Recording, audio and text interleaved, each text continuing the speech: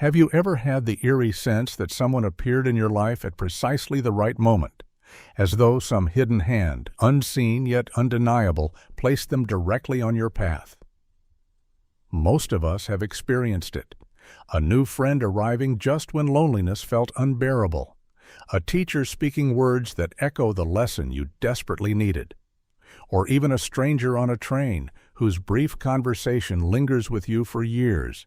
We call these moments coincidences, yet they never feel accidental. They throb with meaning, like lines already written into a play we didn't realize we were performing. Carl Jung believed these were not chance happenings. He called them synchronicities, encounters stitched together by forces deeper than logic.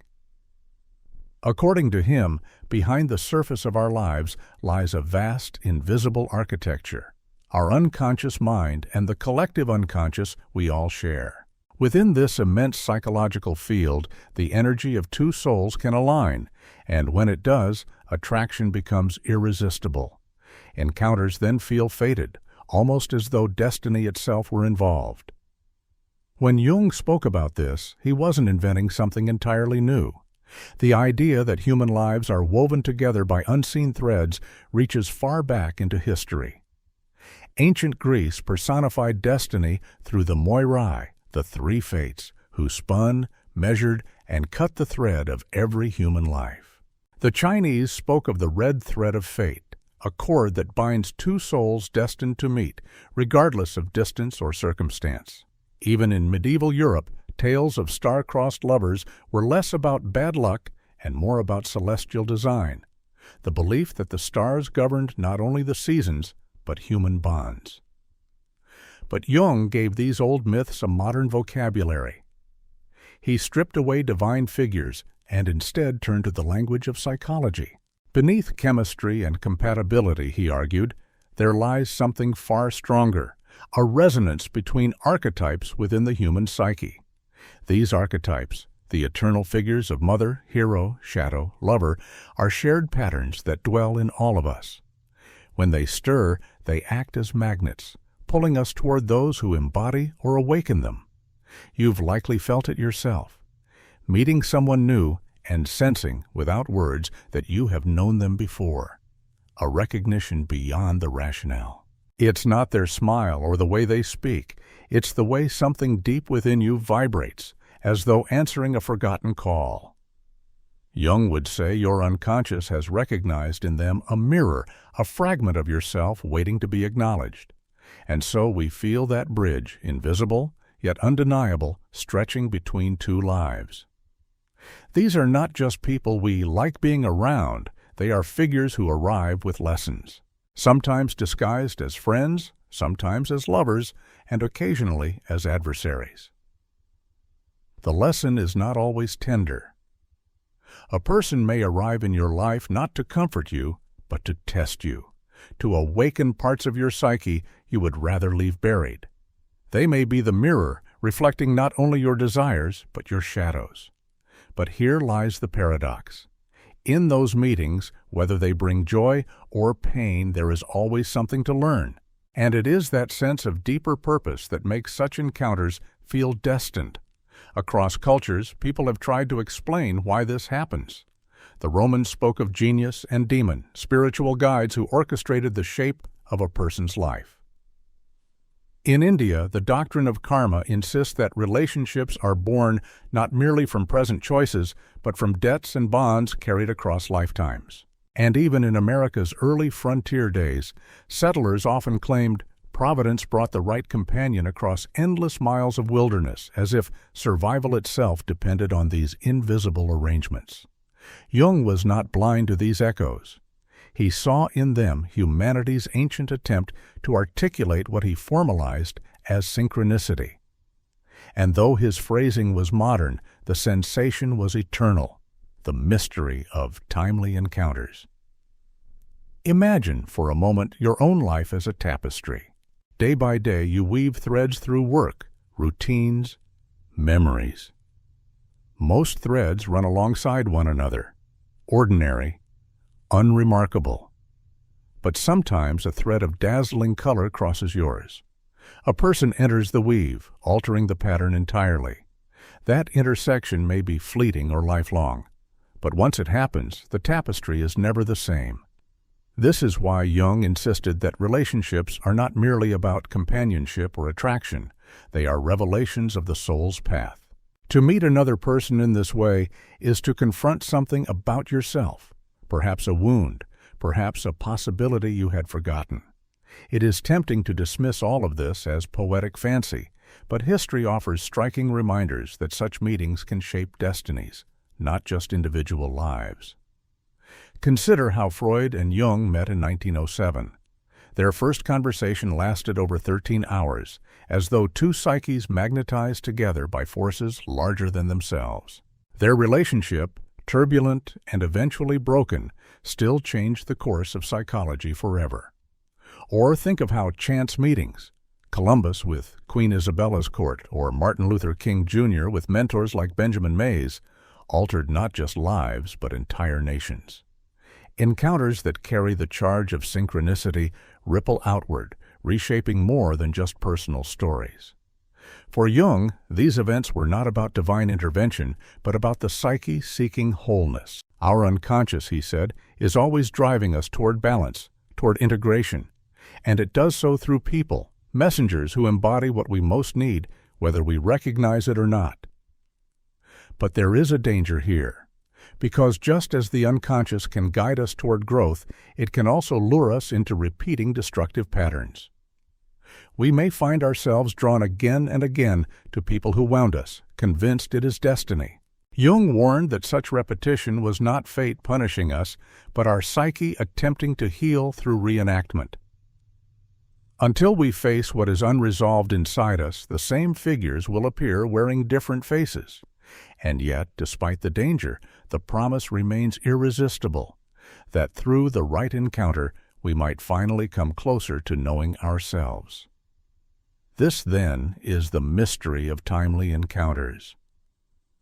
They are not random, Jung would say, but coded signals from the unconscious. They carry lessons, challenges, revelations. They are bridges across time and space, reminding us that human lives are not isolated threads, but parts of a larger fabric, woven together by unseen hands. And if you pay attention, you may see that some of the most meaningful moments of your life were not accidents at all. They were synchronicities, signposts placed by your own psyche, urging you onward.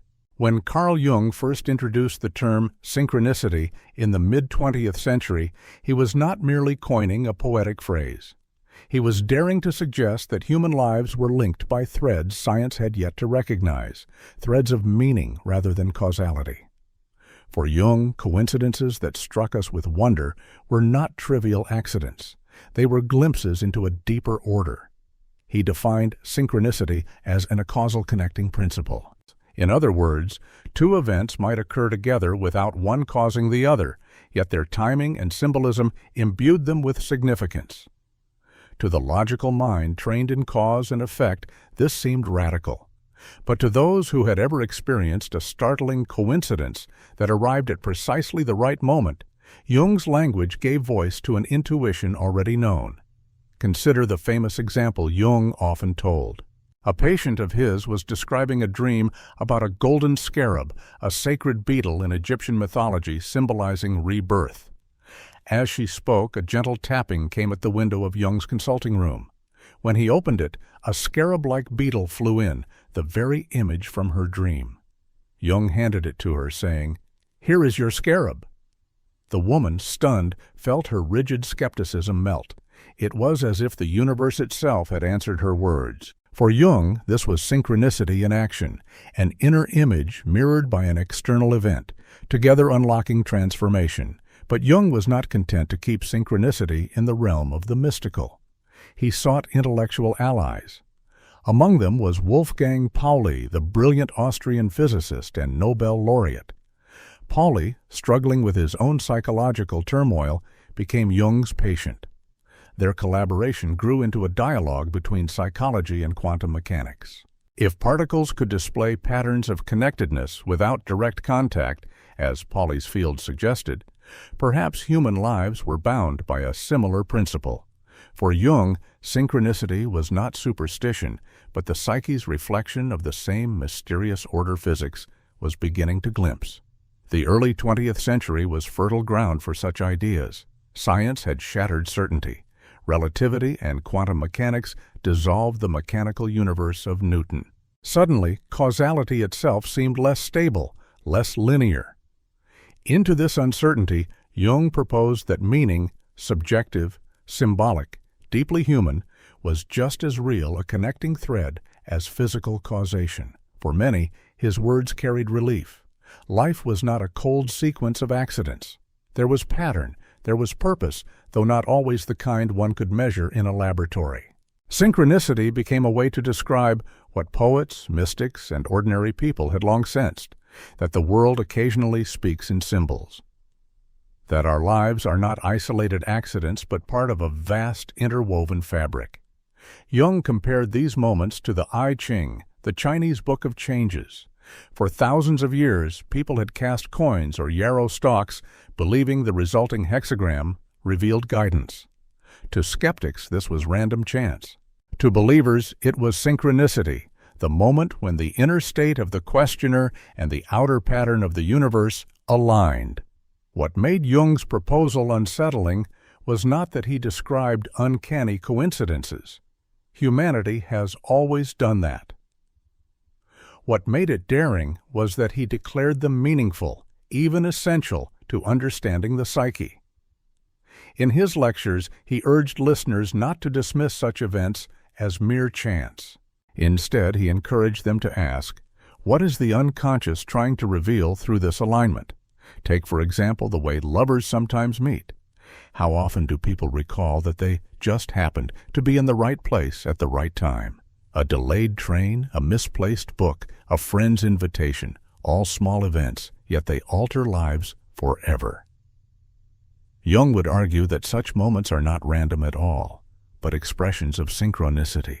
The psyche, seeking wholeness, orchestrates the encounter in ways we cannot see. And yet, Jung remained careful. He did not claim every coincidence was mystical. To him, synchronicity was not about superstition or fortune-telling. It was about noticing when an inner state and an outer event mirrored one another so powerfully that meaning could not be denied. The scarab example was powerful not because of the beetle itself, but because it struck his patient at precisely the moment she needed a symbol of transformation. This subtlety made Jung both admired and criticized. Many in the scientific community accused him of romanticizing chance. Others, particularly those disillusioned by the sterile determinism of modern science, embraced him. For artists, spiritual seekers, and philosophers, synchronicity felt like a key that unlocked the mystery of human experience. Cultural echoes quickly followed. Surrealist painters like André Breton celebrated objective chance, moments when life mirrored art. Novelists like Hermann Hesse, who corresponded with Jung, wrote stories steeped in coincidences that guided characters toward self-discovery. In America, Jung's writings inspired the counterculture of the 1960s, where synchronicity became a way to describe the mysterious connections of psychedelic and spiritual experiences. Yet beneath all the cultural echoes lay Jung's original challenge, that human life cannot be reduced to mechanistic explanation alone. To live fully, one must recognize that meaning itself is a force, sometimes subtle, sometimes startling, that draws people and events into alignment. And so, when Jung described synchronicity, he was doing more than recounting curiosities. He was describing a principle he believed shaped destinies. He saw it in patients' dreams and in historical events, in myths and in daily life. Encounters that seemed random, yet carried a sense of inevitability, were not accidents. They were signposts along the soul's journey. In that sense, synchronicity was not merely an idea, it was an invitation. An invitation to see the world not as a cold mechanism, but as a field alive with meaning. To see our encounters, whether fleeting or lifelong, not as accidents, but as messages from the deeper order guiding us toward wholeness. When Jung turned his attention to attraction between people, he did not reduce it to chemistry, charm, or superficial compatibility. For him, the mystery ran far deeper. He believed that when two people are drawn together with an intensity that defies explanation, it is the unconscious at work. Beneath the visible traits of appearance and personality lies a subterranean world of desires, fears, and archetypes. And when two unconscious landscapes resonate, attraction emerges with a force that feels inevitable. You may have felt it yourself, that sudden recognition when meeting someone new, as though your soul whispered, "I know this person." It may happen in the glance of a stranger across a cafe or the voice of someone who seems to speak directly to a wound you've carried in silence. Jung described this as the unconscious recognizing itself in another. It is not logic that drives this pull, but resonance. But resonance can be both a blessing and a trap. For Jung, what we love most intensely in others often reflects what we have not yet owned in ourselves. Likewise, what irritates or unsettles us may expose the shadows we deny. This is why he insisted that relationships are mirrors. Every person we are drawn to reveals something of our inner world. Here is where the idea of the shadow becomes crucial. Jung defined the shadow as the part of ourselves we repress, our weaknesses, our fears, our impulses we dare not admit. Yet the shadow never disappears. It waits, and it projects itself onto others. This explains why some people trigger irrational anger or fascination. They carry, unknowingly, pieces of our shadow. To engage with them is to engage with ourselves. History and literature are filled with examples of this phenomenon, long before Jung named it. Dostoevsky's characters often find themselves drawn into destructive entanglements with those who mirror their inner demons. In Emily Bronte's Wuthering Heights, Heathcliff and Catherine's obsession is not a tale of romantic harmony, but of two psyches colliding through unacknowledged shadows. Their passion is explosive precisely because it awakens what both cannot face within themselves. Even Jung's own break with Freud can be seen in this light. Freud, emphasizing sexuality as the central force of the psyche, projected a narrow lens. Jung, fascinated by spirituality, myth, and the unconscious's symbolic dimension, felt constrained. Their 13-hour conversation at their first meeting carried the energy of recognition, yet their eventual rupture was just as fated. They reflected each other's unintegrated aspects, Freud's suspicion of the mystical and Jung's resistance to strict rationalism. Their relationship, though painful, propelled both toward their destinies. This paradox, that attraction exposes us to both light and shadow, was central to Jung's psychology. He warned that what feels like destiny may in fact be repetition. If you find yourself consistently drawn to partners who wound you, it is rarely coincidence. It is your unconscious dragging you toward your unhealed parts, hoping you will finally confront them. To ignore this is to remain trapped in cycles of pain. And yet, there is hope here too, for in facing the shadow revealed by another, growth becomes possible. Every difficult attraction, every turbulent bond is also an invitation. Jung called this the process of individuation, the lifelong task of becoming whole by integrating both light and shadow. Attraction, then, is not merely about romance or companionship. It is a summons to growth. This view may unsettle those who long for love as pure comfort, but Jung insisted that the deepest connections are rarely easy. They challenge us, break us open, and demand transformation. That is why they feel fated, not because some cosmic script demands our suffering, but because our psyche seeks wholeness through encounter. Consider the cultural echoes. In myths across the world, lovers are often tested, thrown into turmoil, forced to confront themselves. Psyche and Eros in Greek mythology endure trials that reveal her inner strength. In medieval romances, knights and their beloveds are separated, not by chance, but by ordeals that demand inner growth. Even modern films echo this pattern. The greatest love stories are rarely about smooth harmony, but about how two people survive the fire of transformation together. The unconscious, Jung said, is not polite. It does not whisper, it pushes. And so, when it stirs through attraction, the experience feels larger than life. That is why some meetings seem electric, as though charged by something beyond both individuals. The archetypes, lover, shadow, anima, animus, are moving within us, ancient patterns replaying through modern lives. But to recognize this is to gain freedom.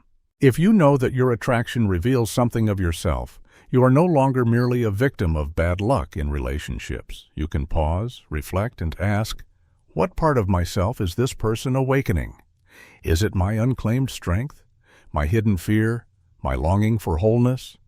In this way, relationships cease to be accidents or punishments. They become messages. Each bond, whether harmonious or destructive, tells us something about who we are and what we must face. And so, Jung's great insight was not only that attraction emerges from unconscious resonance. It was that attraction is purposeful. It may lead to joy or heartbreak, but it always leads us closer to the truth of ourselves. To ignore this is to repeat cycles endlessly.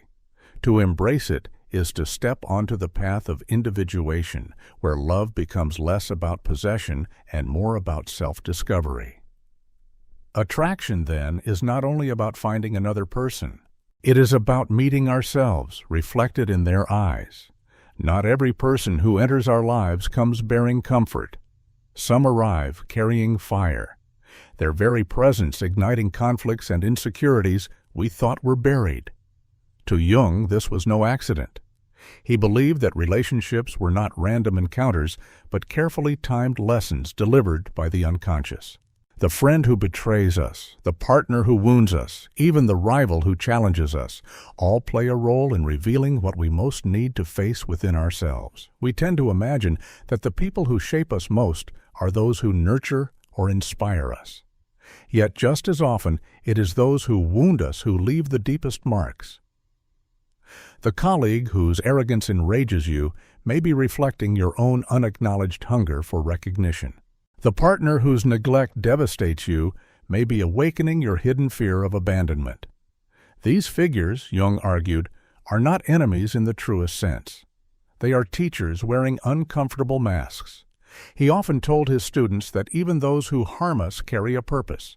They force us to confront the parts of ourselves we would rather deny. The unconscious, relentless in its drive toward wholeness, uses relationships as mirrors. Sometimes those mirrors reflect beauty. Other times they reveal shadows we are desperate to avoid. But either way, they are necessary. Jung's clinical work provided vivid examples. A young woman might repeatedly fall in love with men who belittled her.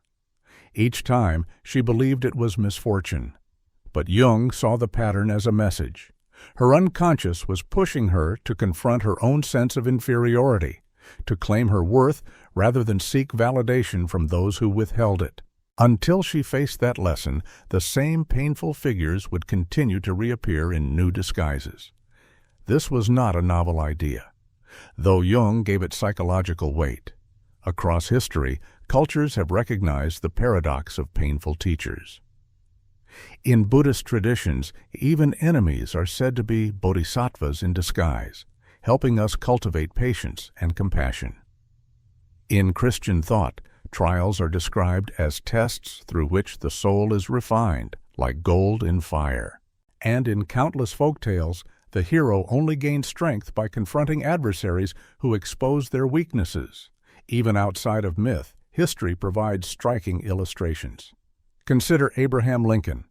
His political rivalries, men who mocked him, opposed him, sought to undermine him, ultimately forged the steel he needed to govern through civil war. Or think of Eleanor Roosevelt, whose early marriage was marked by betrayal, yet who used that pain to carve her own path as one of the most influential voices of the 20th century.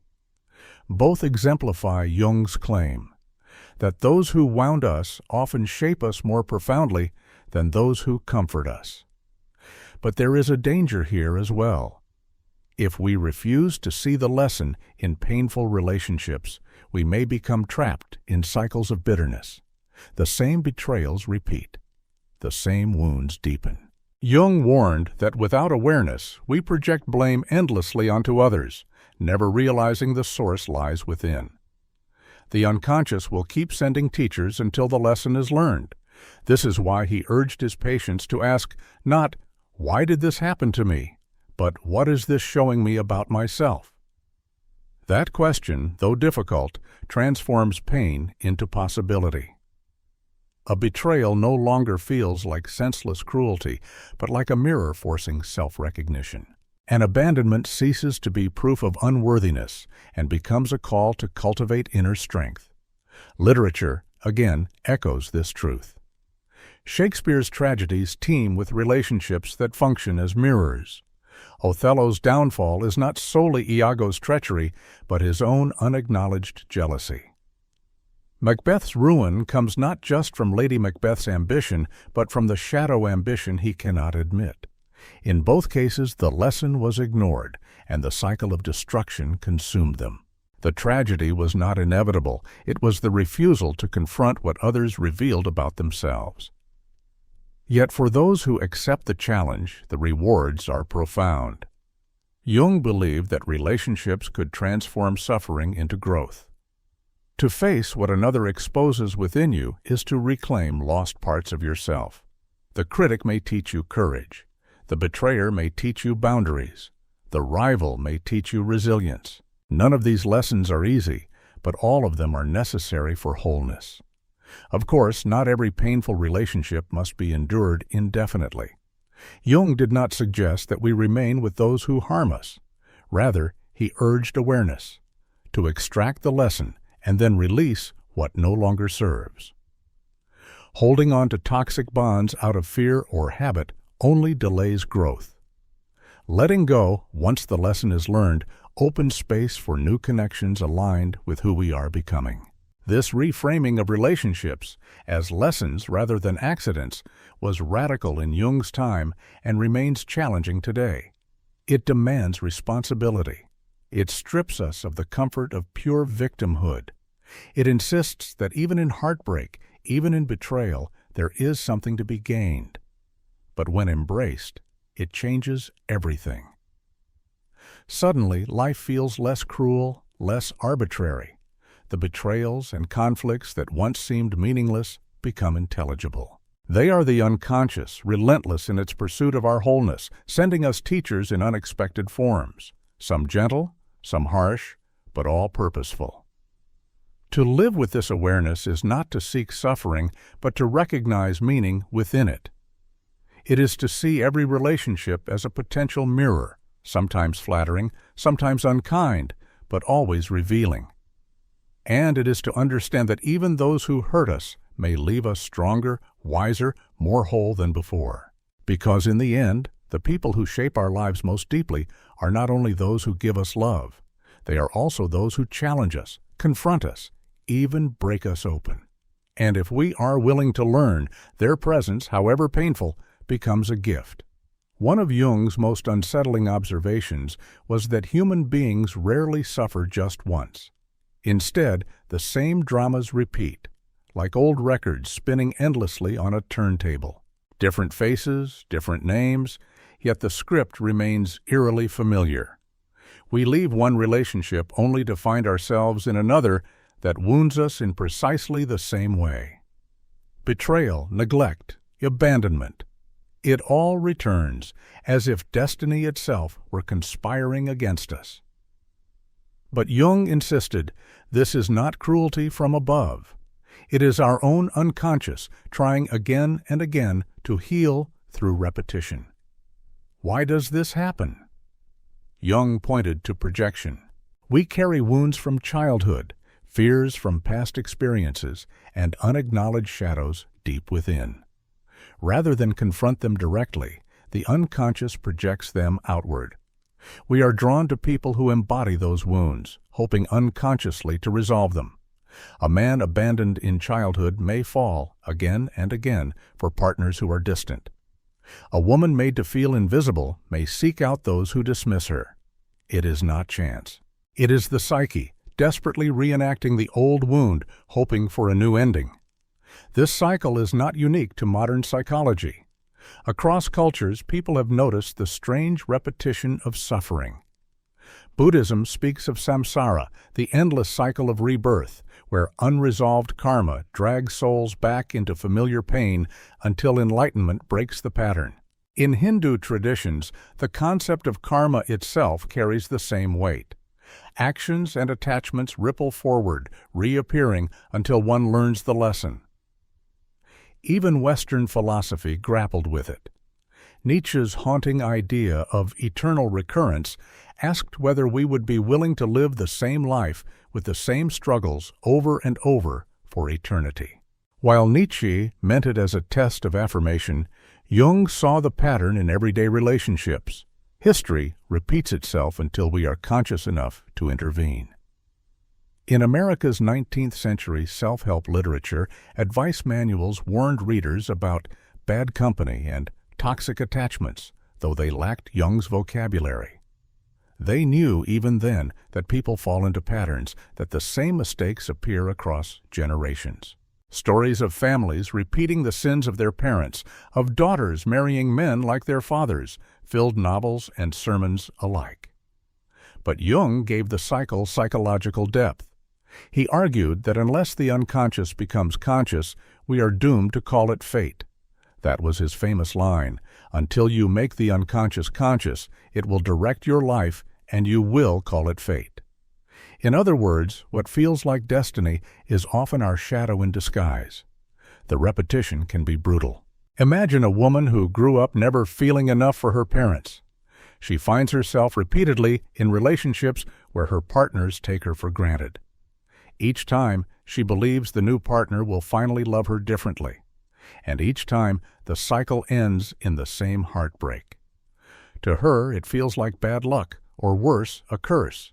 To Jung, it is the unconscious staging the same play again and again, hoping the protagonist will finally recognize the script. History is littered with such repetitions on a larger scale. Nations repeat cycles of violence. Leaders repeat mistakes of their predecessors. Revolutions devour themselves and rise again. Jung extended his theory beyond the individual. He believed collective unconscious patterns, archetypes, play themselves out in cultures just as in relationships. Wars and social upheavals often reflect unresolved shadows of entire peoples. Humanity, too, is caught in cycles, struggling to recognize its projections. But there is hope in this grim vision. For repetition is not punishment, it is opportunity. Every cycle offers another chance to become aware, to step out of the script. The unconscious does not tire of offering lessons. It continues until we are ready to learn. The challenge is awareness, to ask in the midst of recurring pain, why does this feel familiar? What pattern am I replaying? What wound am I unconsciously trying to heal? Breaking the cycle requires courage. It means turning inward, confronting the shadow rather than blaming the mirror. It means accepting that the partner who hurts us is not simply cruel, but a reflection of something unresolved within us. That recognition is painful but liberating. Once we see the pattern, we are no longer condemned to repeat it. Consider how therapy itself often functions. Patients return week after week, telling stories of the same frustrations, the same disappointments. To the therapist, the pattern emerges clearly. The repetition is the message. Once the patient recognizes it, they can choose differently. Awareness breaks the spell. And so, Jung's view of cycles was both sobering and empowering. Sobering because it revealed how easily we become prisoners of our own unconscious. Empowering because it insisted that recognition could set us free. Unlike Nietzsche's eternal recurrence, Jung believed repetition was not forever. It was until we awaken, until we claim our shadow, until we learn. Literature again captures this truth. In Dickens's Great Expectations, Pip repeats the cycle of seeking validation from those who dismiss him until he finally learns humility and self-worth. In Tolstoy's Anna Karenina, the failure to recognize destructive patterns leads to tragedy. In both, the message is clear. Awareness transforms repetition into growth, while blindness leaves us doomed. Even modern life offers examples. People speak of breaking the cycle of addiction, abuse, or family dysfunction. The phrase is Jungian at its core. Cycles persist until someone becomes conscious enough to stop. Awareness in this sense is revolutionary. It liberates not just the individual, but future generations. Thus, repetition is not meaningless cruelty. It is the unconscious at work, patient, insistent, refusing to let us escape ourselves. The same faces may change, the same settings may vary, but the pattern continues until we recognize the author, our own hidden psyche. To see this truth is to begin to take responsibility. To stop asking, "Why me?" and instead ask, "What is this trying to teach me?" That question turns pain into possibility, cycles into lessons, repetition into growth. And in that moment, the wheel of recurrence begins to loosen, because in the end, the unconscious does not conspire against us. It conspires for our wholeness, even if the path there is paved with repeated heartbreak. For Jung, love was never simply a matter of passion, pleasure, or partnership. It was, at its deepest level, a path toward wholeness. Every bond, he argued, was a mirror through which we glimpsed the hidden architecture of our psyche. To love another was not merely to embrace them, but to encounter forgotten parts of ourselves. Central to this idea were Jung's concepts of the anima and animus. He believed that every man carries within him a hidden feminine image, the anima, while every woman carries within her a hidden masculine figure, the animus. These are not literal partners, but archetypal forces within the unconscious. And when we fall in love, we often project these inner figures onto others. A man meeting a woman may feel she is his destiny, not because of who she is, but because she embodies his anima, the lost feminine within. Likewise, a woman may see in a man her animus, the unclaimed masculine strength she carries inside. To love in this sense is to project, to see in another what has always lived within oneself. That is why love feels so consuming. It awakens not only desire for another, but recognition of our own unacknowledged depths. History and mythology abound with echoes of this. In Greek myths, the goddess Psyche falls in love with Eros, but her journey is not merely about romance. It is about discovering her own soul, Psyche in Greek literally meaning soul. In medieval romances, knights saw their beloveds as holy figures, embodiments of divine femininity. Courtly love was less about the woman herself than about the knight's longing for transcendence, projected onto her. These stories resonate with Jung's idea that love is not only personal, but archetypal. We love not just individuals, but the symbolic figures they awaken in us. But projection is only the beginning. Jung warned that if we stop at projection, love becomes illusion. We see only what we want to see in the other, not who they truly are. This is why relationships so often begin with ecstasy and end in disillusionment. The projection fades, and we are forced to face the reality of the other person and of ourselves. Yet Jung argued that this disillusionment is not failure. It is the moment love can truly begin. Because once the projection dissolves, what remains is the opportunity for integration.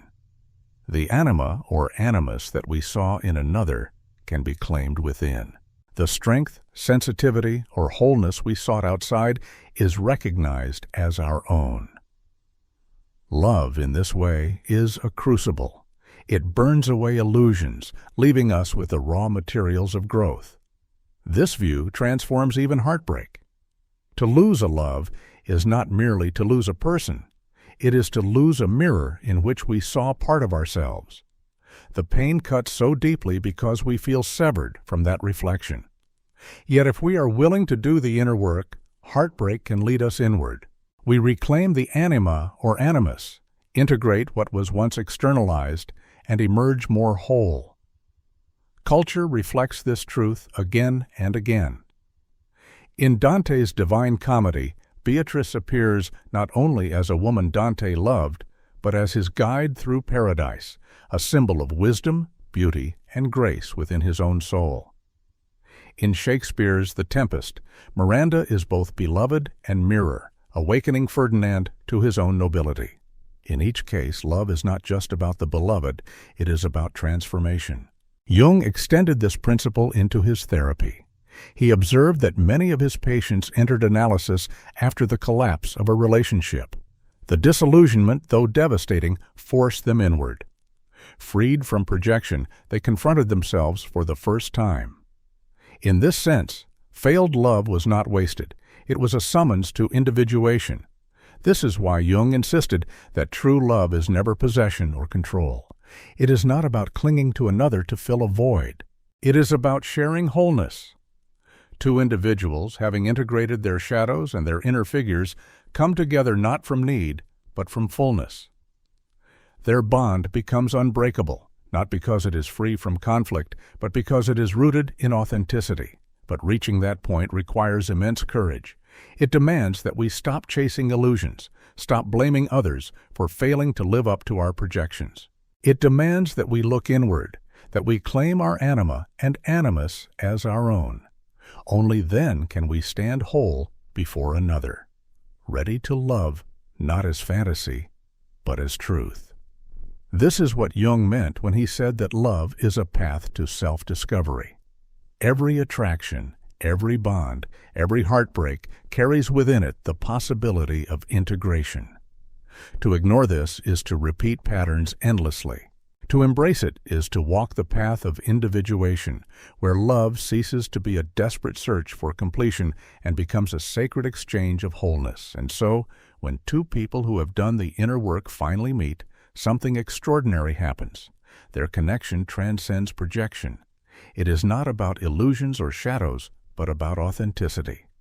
They see each other clearly, and in that clarity they find a bond deeper than fate. For in the end, Jung believed, the greatest gift of love is not the other person. It is the wholeness it awakens within us. If Jung insisted that love is a path to wholeness, he also warned that few are willing to walk it. The path requires something far more demanding than desire. It requires courage. To truly know ourselves, we must turn inward into the shadows we have long avoided. And nothing forces that confrontation more powerfully than relationships. When a partner leaves us, when betrayal slices through trust, when disappointment shatters illusions, the pain is often unbearable. Our instinct is to look outward, to blame the other, to seek distraction in new connections. But Jung argued that such reactions only delay growth. The true task lies within. We must ask, what wound has this reopened? What shadow has been exposed? What part of myself have I refused to face? This inner work is not abstract. It is raw, difficult, and often terrifying. To confront the shadow is to admit that we are not as virtuous, strong, or whole as we pretend. It is to see, perhaps for the first time, the insecurities, fears, and impulses we've projected onto others. Jung wrote that the shadow is 90% pure gold, buried potential, but most people refuse to mine it. Instead, they bury it deeper, preferring the safety of denial. History and culture show that those who dared the descent often emerged transformed. Ancient monastics retreated into deserts and caves, confronting loneliness and temptation as mirrors of their own psyche. Native American vision quests sent the young into wilderness, fasting and praying until visions revealed their hidden strengths. In Japan, samurai practiced mushin, the emptying of the mind, to face fear and death with clarity. All of these were forms of shadow work, ritualized journeys into the unconscious. Modern therapy inherits this lineage. In the quiet of the consulting room, patients do what monks and seekers once did in forests and temples: face themselves. They discover that the lover who abandoned them was not only cruel, but also revealed their own fear of being unworthy. That the partner who criticized them was not merely harsh, but echoed their own inner critic. To face these truths is painful, but it is the only path to freedom. Jung warned, however, that the ego resists. The ego clings to illusions, fearing what lies beneath. It prefers the familiar, even if the familiar causes suffering. That is why people repeat destructive relationships, why they return to partners who wound them, why they cling to patterns that no longer serve. The ego whispers, "Better the pain you know than the terror of the unknown within." Breaking this resistance requires immense bravery. And yet, for those who accept the challenge, the reward is profound. To face the shadow is to reclaim lost power. The woman who always submitted reclaims her voice. The man who always sought control learns to trust. The individual who always feared abandonment discovers self-reliance. Each confrontation with the unconscious adds another piece to the puzzle of wholeness. This is what Jung called individuation, the lifelong process of integrating the conscious and unconscious, of becoming who we truly are. And relationships are the crucible in which individuation is tested. To love is to risk, to hurt, to be exposed. But through that exposure, growth becomes possible. Literature again reflects this truth. In Homer's Odyssey, Odysseus's long journey home is less about geography than about transformation. Each trial, temptation, loss, danger forces him to confront parts of himself. Only by enduring them does he return whole. In Dante's Inferno, the descent into hell is a literal journey into the shadow. Only by facing horror does the poet ascend to light. These are not just stories, they are maps of the inner work Jung described. Even in modern life, echoes remain. People speak of hitting rock bottom before change. The phrase is Jungian in spirit. At the bottom lies the shadow, unavoidable at last, and from that confrontation, transformation can begin. But Jung never romanticized this process. He knew it was grueling. Patients resisted, fled, returned. Some never managed it. But those who did often found not only healing but strength they never imagined. Because once you have faced your deepest shadow, the world outside loses much of its power to wound you. You are no longer at the mercy of projections. You see more clearly, love more freely, live more authentically. The courage of inner work, then, is not glamorous. It is not the stuff of Hollywood romances. It is long nights alone, journals filled with painful truths, therapy sessions that end in tears. It is honesty that feels unbearable in the moment, but liberating in the long run. And it is the slow, steady reclaiming of parts of yourself you once believed lost. Jung compared the process to alchemy, the medieval practice of turning base metals into gold. Alchemists spoke of nigredo, the blackening, where everything dissolves into chaos before transformation begins. For Jung, this was the perfect metaphor. Inner work begins with darkness, with admitting what we would rather hide. Only through that darkness can the gold of the psyche emerge. And so, the path of individuation, though demanding, offers the only real freedom. To continue denying the shadow is to remain enslaved by it. To confront it is to become whole. Relationships, whether joyous or painful, are the sparks that ignite this process. They are the invitations, sometimes gentle, sometimes brutal, that push us inward.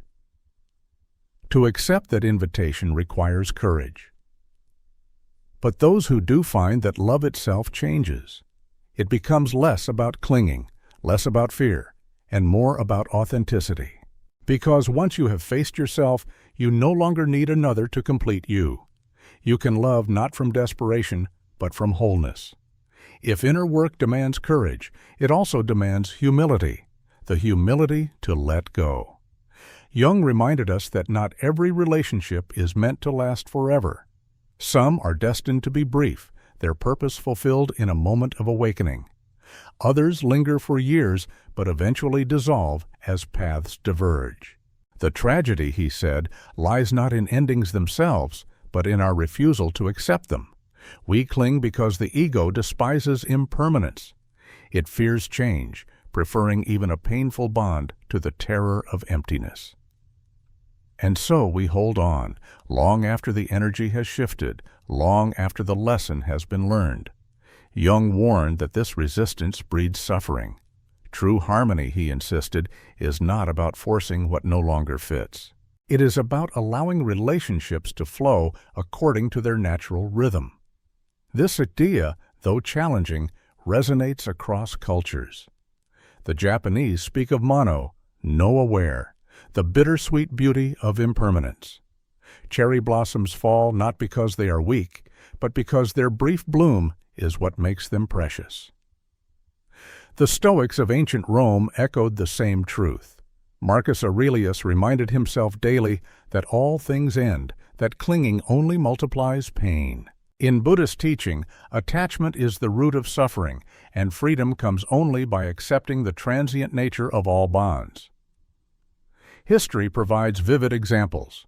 Think of Abraham Lincoln's early heartbreak when the woman he loved, Anne Rutledge, died young. Her loss devastated him, yet historians note how it deepened his empathy, shaping the leader he became. Or consider Virginia Woolf, whose intense friendships and affairs often burned brightly and collapsed painfully. Each ending, though tragic, fueled the creativity that defined her work. These lives remind us that endings, however bitter, are often thresholds to transformation. Jung himself experienced this rhythm. His friendship with Freud began with near-religious devotion. For years he was Freud's chosen heir. Yet as their visions diverged, their relationship fractured. Jung suffered deeply, but from that rupture emerged his own independence, his theories of archetypes and synchronicity that reshaped psychology. The ending, though painful, was essential. To see endings in this light requires a shift in perspective. Instead of asking, "How do I hold on?" Jung urged us to ask, "What has this connection taught me? Has its purpose been fulfilled?" Sometimes the answer is yes. A bond has awakened us, healed a wound, revealed a shadow, and once its work is done, it naturally dissolves. To force it to remain is to fight against the psyche's rhythm, against destiny's flow. Timing, too, is central. Two souls may feel an intense connection, yet be unable to merge because their inner work is incomplete. Jung believed the universe has its own tempo. Forcing a relationship before its time breeds only suffering. Sometimes we meet the right person at the wrong moment, not because the bond is false, but because the lessons must first unfold separately. If the connection is genuine, he said, it will endure until the timing aligns. This perhaps is the most painful lesson, that love is not always about possession. It is about rhythm, flow, and release. To let go is not to deny the bond, but to honor it. It is to recognize that every relationship, whether lasting a lifetime or a single season, carries meaning. Some are teachers of joy, others of loss. Some stay, others vanish. All are threads in the larger tapestry of our individuation. When we accept this, life changes. The fear of loss softens. Endings no longer feel like failures, but like passages. We begin to see relationships less as property and more as experiences, moments of synchronicity that arrive when needed and depart when their work is done. Consider again the image of cherry blossoms falling. Their beauty is heightened, not diminished, by their brevity. So too with relationships. Their value lies not in their duration, but in their depth, in the lessons they leave imprinted on the soul. This is what Jung meant by living in rhythm with destiny. To force is to suffer. To flow is to grow. And to let go when the time comes is the truest act of courage. Because in the end, no matter how much we resist, life moves forward. And when we release what no longer belongs, we make space for what is yet to come. New synchronicities, new mirrors, new lessons on the path to wholeness. At the heart of Jung's vision lies a paradox. The love we seek outside has always lived within. Again and again we chase partners, pursue idealized connections, desperate to find someone who will complete us. Yet Jung insisted that this search is misguided. True love, he argued, is not discovered in another. It is cultivated in the self. Only then can it be authentically shared. This is why he placed such emphasis on individuation. Until we confront our shadows, reclaim our projections, and integrate our anima or animus, we are destined to chase illusions.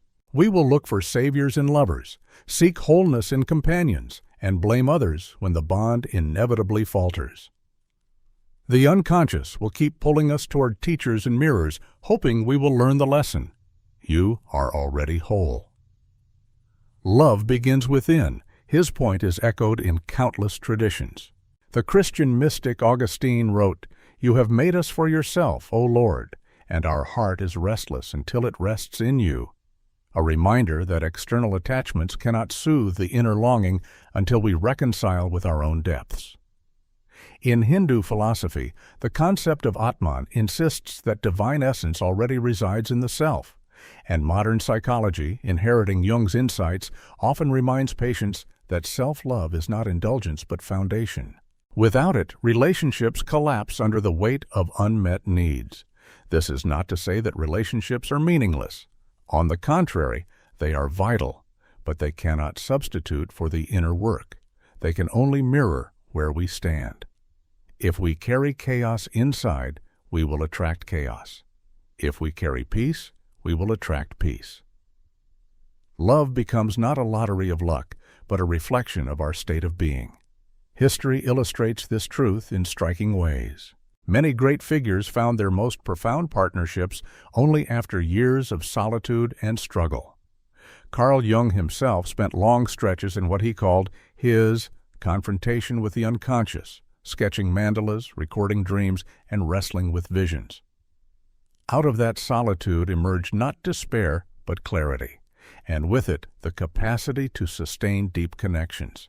Think of artists like Rainer Maria Rilke, who insisted that one must first dwell in solitude, cultivating the inner garden, before true love could flourish. Or leaders like Nelson Mandela, whose decades in prison forced him into profound self-reflection.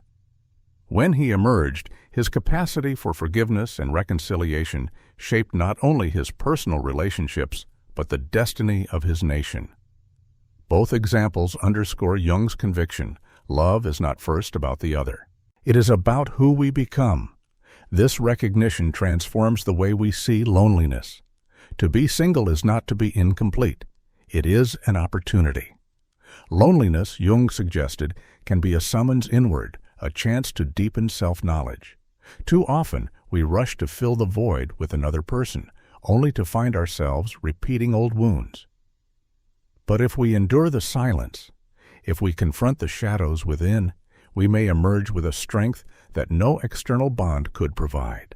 And then, something remarkable happens. When we stop chasing, the right connections appear. Not because fate finally relented, but because our energy has shifted. Synchronicity emerges. We meet people who resonate not with our wounds, but with our wholeness. The relationships that once drained us fall away. New ones, grounded in authenticity, take their place. This is not magic. It is the natural consequence of inner alignment. Jung called this the greatest adventure, to find oneself. And when we do, relationships cease to be desperate searches for completion. They become extensions of our wholeness. Two souls, each grounded in their own authenticity, meet not to fill emptiness, but to amplify strength. Their love is not dependency, but resonance, not illusion, but truth. But even here, impermanence remains. Not all connections, even healthy ones, are eternal, and that is as it should be. The goal is not to hold on forever, but to honor what each bond reveals. To cherish it, learn from it, and let it flow according to its rhythm. In this way, love ceases to be possession and becomes gratitude. And so, the final message is simple but demanding. Stop searching outward and turn inward. Heal your wounds, face your shadows, integrate your anima or animus, Learn to love yourself with the same patience you long for from others. Because only then will the love you attract mirror the love you have cultivated within. Carl Jung once said, "The privilege of a lifetime is to become who you truly are." Love, in this sense, is not the discovery of another, but the discovery of oneself reflected in another. Every synchronicity, every attraction, every heartbreak carries this invitation. To answer it is to step into wholeness. And when two people who have done this work finally meet, there is no need for clinging, no fear of loss, no desperate illusions. There is only recognition, a resonance so deep it transcends logic, time, and space, a love not born of need, but of abundance. This is the love Jung believed in, the love that arises not from searching, but from becoming.